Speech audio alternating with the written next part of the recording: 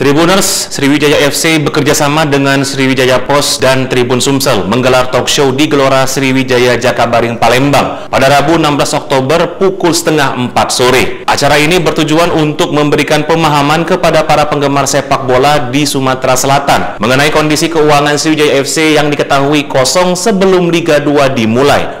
Manajer Sriwijaya FC Aji Bastari menyampaikan bahwa saat ditunjuk sebagai manajer pada 17 Agustus, mereka langsung menggelar training camp di Yogyakarta. Namun ketika memeriksa keuangan pada 18 Agustus, ia justru mendapati bahwa tidak ada dana yang bisa dimanfaatkan. Aji juga menjelaskan bahwa penurunan Sriwijaya FC ke Liga 2 membuat banyak sponsor dan mitra meninggalkan klub, dengan PT Pusri dari Sumsel menjadi satu-satunya sponsor yang masih bertahan. Meskipun saat ini Sriwijaya FC di bawah kepemimpinan Hendry Susilo belum mengalami kekalahan dalam 2 laga kandangnya, Aji menegaskan bahwa manajemen tidak bertujuan untuk memperkaya diri, melainkan ingin klub tetap berkompetisi di Indonesia. Ia menambahkan bahwa dukungan dari supporter dan fans sangat diperlukan, karena dana yang disiapkan tidak akan cukup untuk membawa Sriwijaya FC kembali ke Liga 1.